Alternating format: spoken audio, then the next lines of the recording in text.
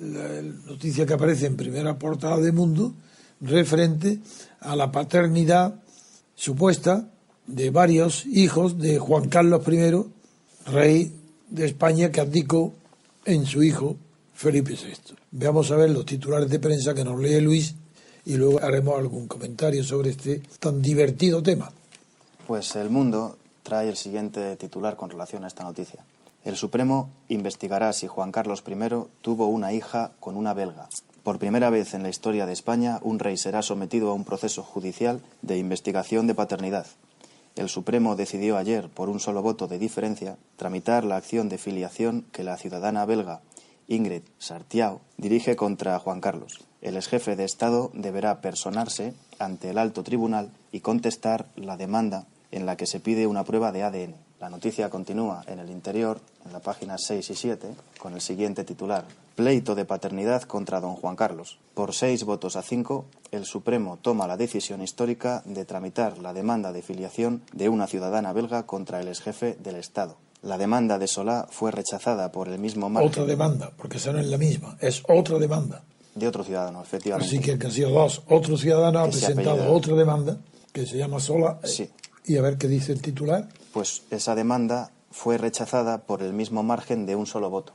La Sala no entró a debatir sobre la inviolabilidad ni la prueba de ADN. La noticia recuerda también que Alberto de Bélgica tuvo un caso parecido. La demanda de paternidad contra el exmonarca está en trámite desde que abdicó y perdió la inviolabilidad.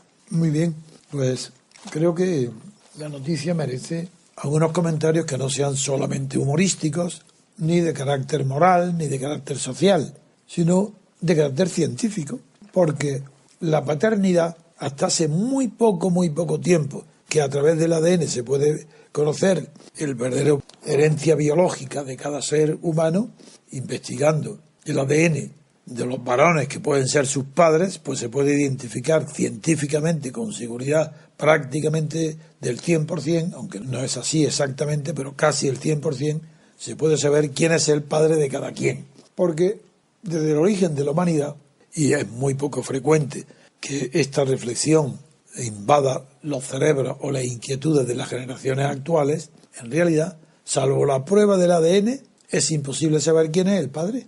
El primer millón de años, suponiendo que ya hubiera preocupación por la paternidad, igual que no había preocupación por la paternidad en las hordas de orangutanes o de gorilas, la existencia de la especie humana sobre la Tierra tardó probablemente centenares de miles de años para averiguar no quién era el padre, cosa que eso hasta hace unos años era imposible, sino para saber quién era socialmente el padre de una criatura, que científicamente no, pero primero socialmente se pudo descubrir y luego legalmente. ¿Quién es? Sí, los hijos tenidos por una mujer casada, pues hay una presunción, iure de iuri, hasta el ADN, la prueba de ADN, de que el padre es su marido, el hombre que está casado o que vive con ella. Pero son presunciones. En realidad hoy mismo no se sabe, salvo que se haga la investigación de la paternidad, nadie puede saber quién es. Sí, la mujer, claro, si solamente ha tenido relaciones de este orden íntimo con un hombre, pues sabe que si solamente ese hombre puede ser el padre. Pero es un conocimiento por deducción de la mujer, pero no es un conocimiento científico. Y es bastante entretenido cuando se estudia en los pueblos primitivos las creencias de las mujeres sobre quiénes eran los padres de sus criaturas.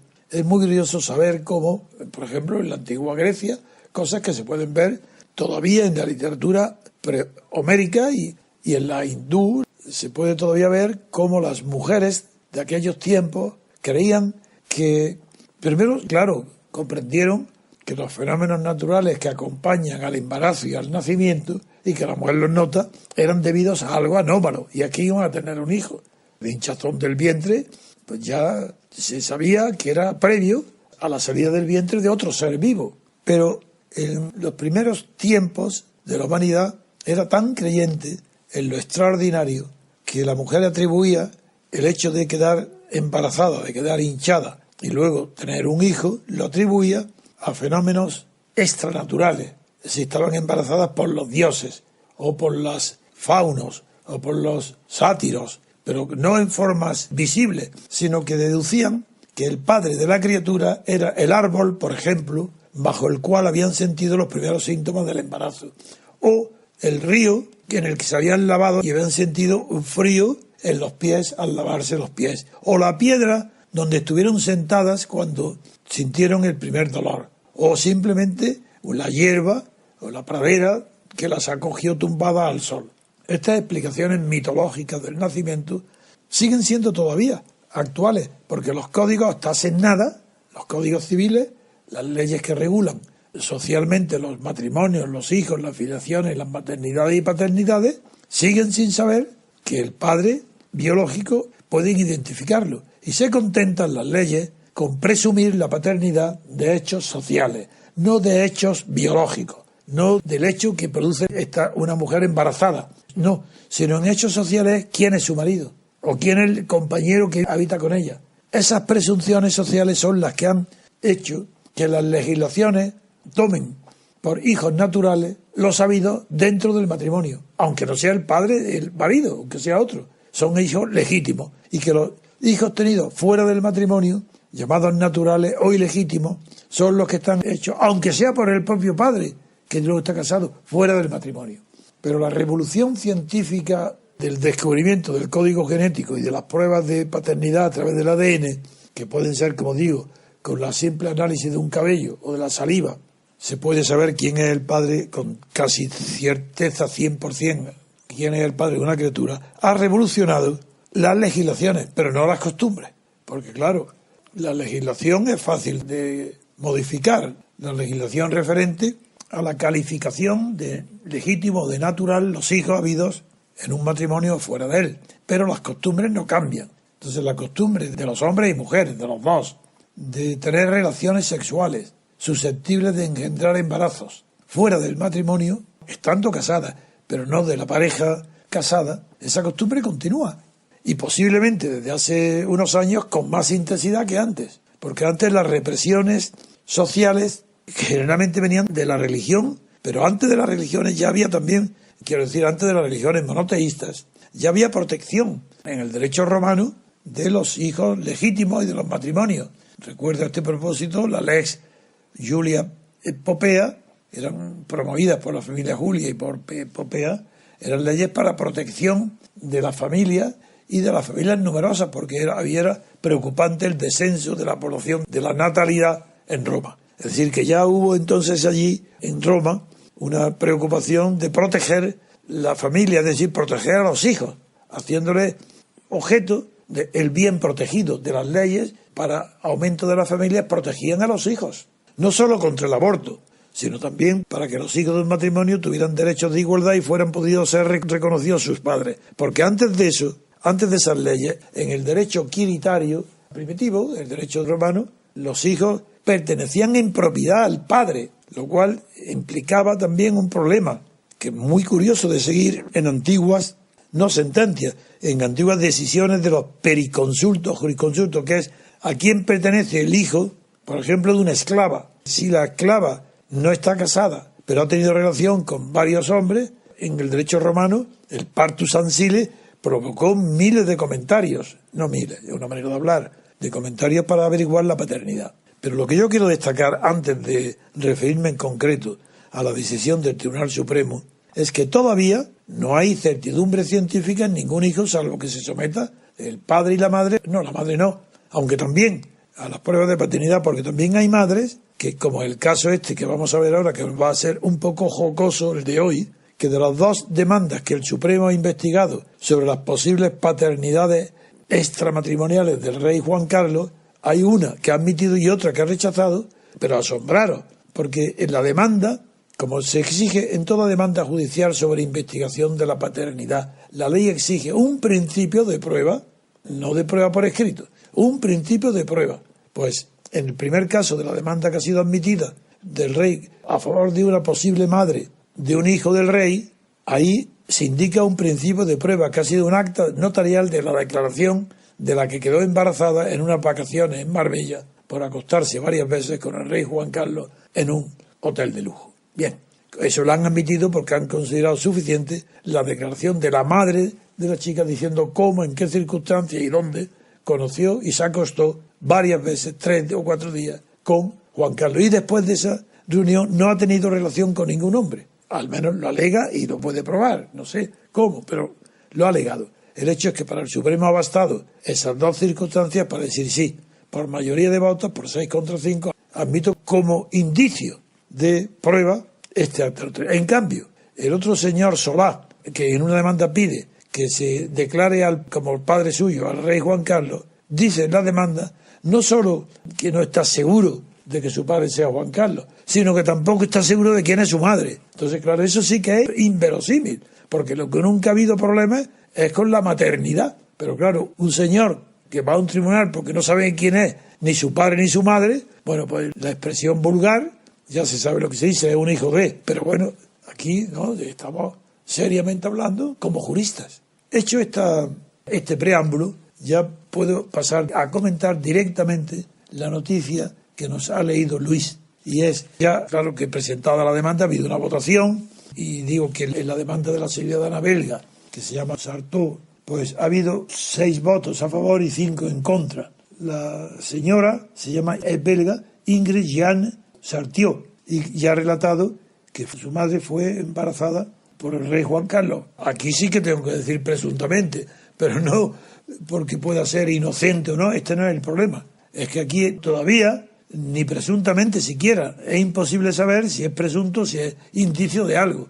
Lo que sí es indicio es que no hay más que una señora que asegura y presenta la declaración de su madre, que asegura que es hija del rey Juan Carlos, nada más. Pero es suficiente esa prueba porque en el artículo 39 de la Constitución, el número 2 sobre todo, es un artículo que declara la obligación de todos los gobiernos y autoridades de proteger a los hijos, a los niños. Y en esa protección de los hijos incluye el deber de investigar la paternidad de los hijos que lo soliciten, o de las madres que soliciten la paternidad del hijo que no es reconocido. Y esa derivación del artículo 39.2 de la Constitución española motivó la modificación del artículo 127 del Código Civil, de donde proceden mis conocimientos y todo lo que he contado, porque me preocupé en su día, cuando era muy joven, de estudiar qué pensaban las mujeres cuando no sabían que eran embarazadas por los hombres. Pues todo eso es lo que he contado, desde entonces lo conozco, o lo estudié, y el artículo también 727 de la Ley de Enjuiciamiento Civil, que es la que determina las reglas por las que han de seguir los juicios sobre filiación, que es lo que se llama normalmente sobre la admisión de las pruebas de paternidad. Y será admisible la investigación de la paternidad y de la maternidad mediante toda clase de pruebas. La novedad es que ahora ya están incluidas también las biológicas, y eso ha supuesto una verdadera revolución, porque al destacar como primario y superior a todos los demás bienes protegidos por la justicia, por el derecho, por las leyes, que en el caso de la paternidad el bien protegido es el hijo. Entonces los hijos son todos iguales, ahí ya desaparece la distinción entre legítimos, naturales, ilegítimos, desaparece. Y todos los hijos tienen la misma protección, tienen la misma condición jurídica. Las pruebas genéticas del ADN, que como digo puede ser un simple cabello, ha consolidado un principio ya de carácter universal que puede ser aplicado en todos los países del mundo, sean avanzados o retrasados. Y el problema ahora del rey, que es distinto, es, primero, creo que es positivo el hecho de que la Sala del Supremo haya admitido la demanda a trámite y que haya rechazado la otra, porque la otra es de broma, es ridícula. Primer punto. Segundo punto. En la demanda admitida, de ser cierto y pueda ser probado con los medios de prueba alegados o con otros que se añadan posterior en el periodo de prueba, porque no olvidemos que es una demanda civil, no demanda penal, pues ahí, con ese principio, es con lo que el juez, el tribunal, puede acordar la investigación biológica de la paternidad.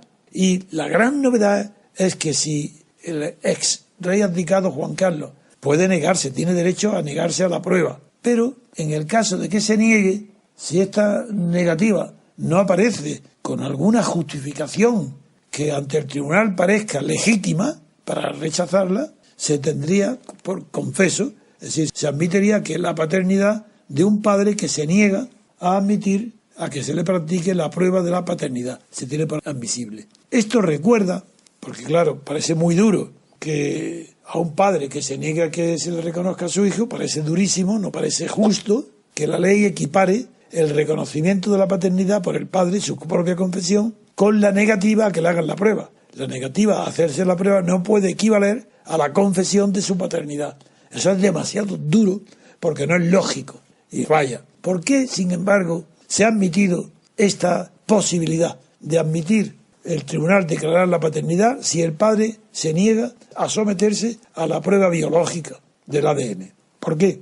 Porque en realidad hay una presunción, la que inicié mi intervención de hoy. Dije que en realidad el padre es padre por una sospecha de que es el padre, por una suposición, porque durante todo el tiempo de la humanidad el padre se supone que es el padre de los hijos de un matrimonio, pero nunca se tiene certeza. Primero porque no se sabía cómo se podría probar, y segundo, así como la madre tiene la certeza del embarazo y el producto que sale de su vientre sabe que es su hijo, salvo que haya suplantaciones, salvo que haya engaños, que los hay en los hospitales, sabéis, para los robos o cambios de niños.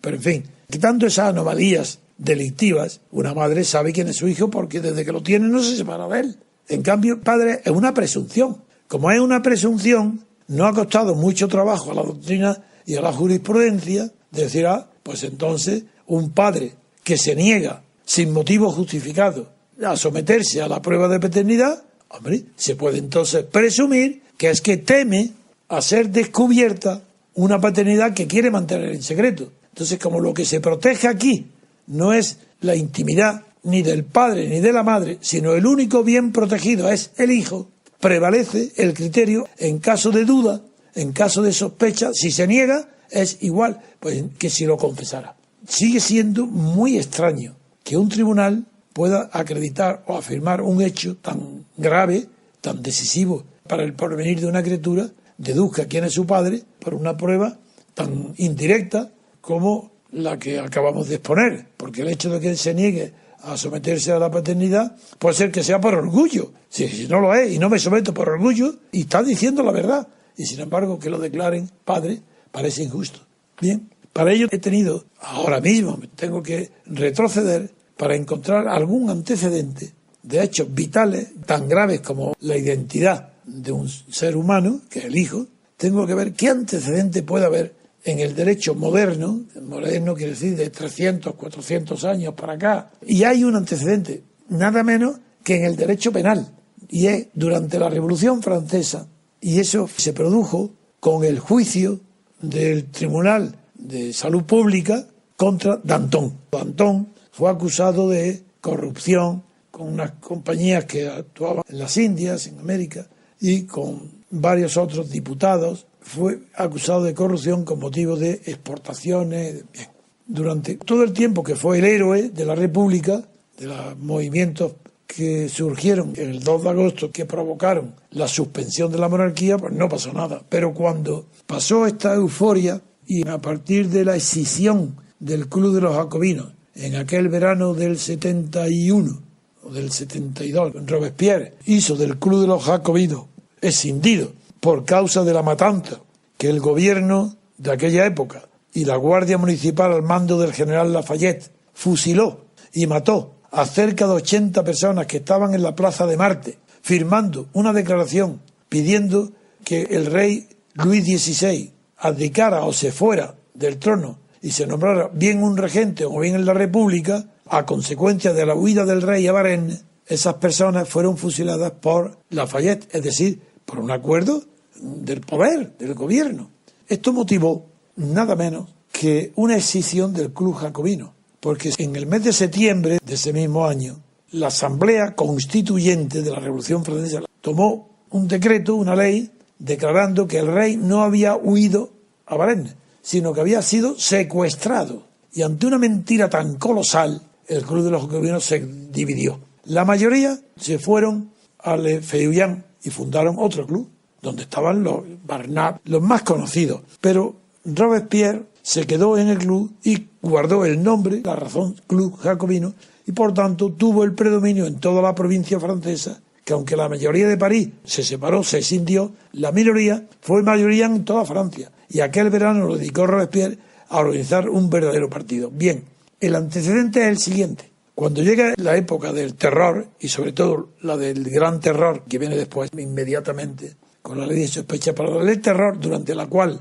fue condenado y ejecutado Danton, esto se produjo porque el fiscal general acusador, Billancourt, dice, no podía con Danton. Danton era muy valiente, muy generoso, incluso muy irónico, y tenía mucha personalidad. Era un hombre también que tenía cierto parecido con Mirabeau, porque no eran guapos, pero tenían una cara muy picada de viruela. Uno era un genial orador, nada más que Mirabeau, y un cínico corrompido, pero ese es corrompido por la monarquía, que estaba a sueldo de la monarquía, y haciendo entrevistas secretas en los jardines ocultos de Versalles, mientras él presumía de revolucionario. Así, un caso de cinismo, como Mirabeau no hay nada. No hay nada semejante, tal vez en la historia, algo tan semejante, y sin embargo Ortega y Gasset lo toma como ejemplo para escribir una obra que se llama Mirabeau o El político. Bien, continuando con Danton.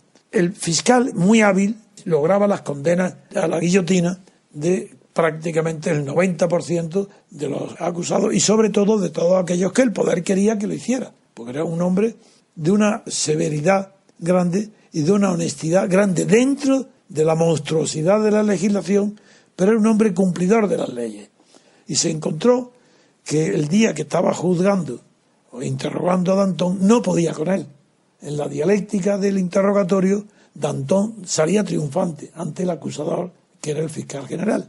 Y ya desesperado, que no triunfaba, suspendió el juicio un momento y pasó a una sala contigua donde impacientes estaban esperando ver el resultado del juicio, que eran nada menos que Robespierre y Saint-Just, los dos.